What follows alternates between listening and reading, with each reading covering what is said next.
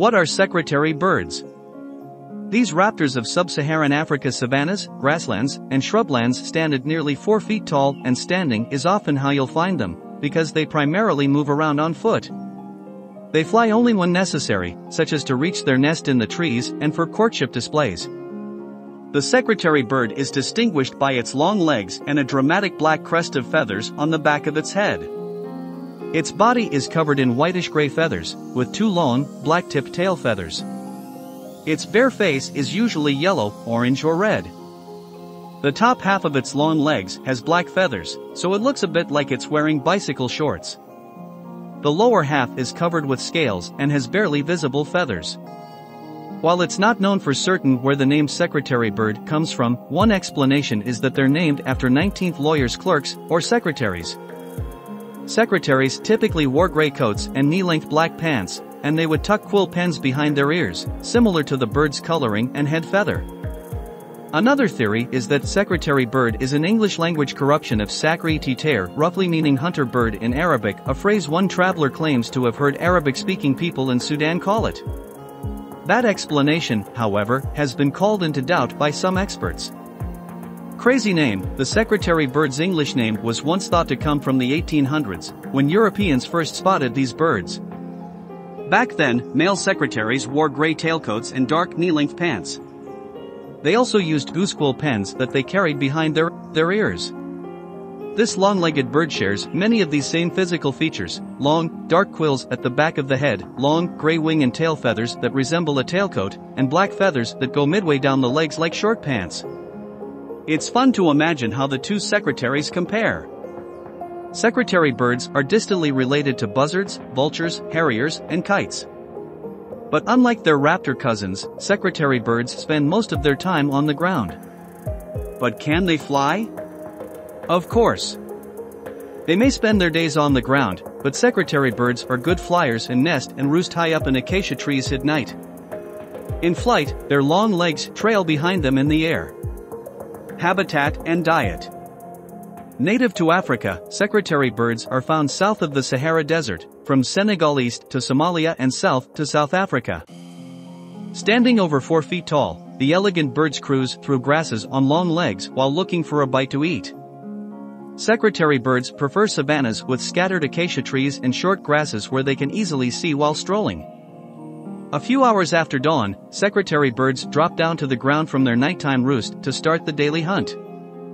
Pairs of secretary birds keep track of what's happening in their territory, which can be up to 19 square miles, 50 square kilometers, in size. They are known to cover more than 20 miles, 32 kilometers, in a day of hunting. Secretary birds search for food throughout the day, resting in the shade of a tree during the hottest part of the day, and return to their roost just before sunset. Secretary birds and caracaras are the only terrestrial birds of prey, hunting for their food on foot. Adults are often seen working in loose pairs, or even small family groups, stalking through grass in search of small mammals, reptiles, birds, and large insects. They are well known for their ability to catch and kill snakes of all sorts, even venomous ones. Secretary birds are clever enough to take advantage of recent fires, scavenging throughout the burn site for small prey that were unable to escape the blaze. These clever birds use 2 different hunting techniques. They catch prey by chasing it down, and then they either strike it with their bill or stomp on it until the prey is dead or stunned enough for the bird to swallow, usually whole. When attacking prey, the birds spread both wings and raise the feathered crest at the back of the head. Some studies suggest that dinosaur-like terror birds that wandered the Earth 5 million years ago may well have used this same attack strategy. A venomous snake might try to bite the secretary bird's flapping feathers, but they serve as safe distractions or targets, since a bite to a hollow feather wouldn't hurt the bird at all. The secretary bird's feet are adapted for walking and lack significant grasping ability. Rather than carrying prey with the feet, food is usually either eaten right away or taken away in the beak. At the San Diego Zoo and San Diego Zoo Safari Park, secretary birds are offered a combination of a commercial diet made for zoo carnivores and thawed mice. Family life. Courtship for secretary birds takes place at any time of year, depending on how much food is available. Both male and female soar in wide circles and perform swoops and downward plunges, sometimes clasping talons in midair. The monogamous pair works together to build a large nest reaching up to 8 feet, 2.4 meters, across. The nest is built of twigs, sticks, mammal fur, dung, leaves, and grasses. The busy couple works on and visits the nest for up to 6 months. Pairs often use the same nest for many years. 1 to 3 pale green eggs are laid every 2 to 3 days, and the female does most of the incubation duties. The eggs hatch in the order they were laid, a few days apart. Both parents feed regurgitated and liquefied insects and other small prey directly to the youngsters. Unlike other birds of prey, secretary bird parents often raise more than one chick successfully. For the first few weeks, one parent is always on the nest, feeding and caring for the chick. Within 10 days, the secretary bird's distinctive bare patch becomes visible on the face but without the bright orange coloration. By the 3rd week, the chick has an unmistakable secretary bird face, crest feathers start to emerge, and long eyelashes become visible. In the beginning, the parents tear up small pieces of meat for the chicks to eat. At about 40 days old, the down-covered babies learn to eat small mammal and reptile parts that the parents drop directly into the nest. By 6 weeks, the chicks look like fully feathered, miniature versions of an adult. They exercise their wings at around 9 weeks and fledge at 12 weeks of age. Fledging for a secretary bird usually means a somewhat controlled fall out of the nest with lots of wing flapping until the youngster hits the ground.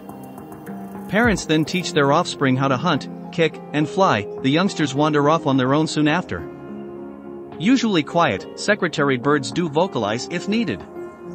A deep, low croak or a roaring groan can be made during a courtship flight, during fights, or to defend territory or a nest, as crows and kites often attack secretary bird nestlings, which are easy targets in their treetop nests. A single high croak is made when the bird is alarmed, and soft clucks and whistles are used between mates. To beg for food, chicks use a soft cheeping call that changes to squeals and loud brays as they get older. Conservation. We still have much to learn about these amazing birds and how they raise their young. At this time, the secretary bird is common over much of its range and is protected in many African countries. However, habitat loss and deforestation could affect its future.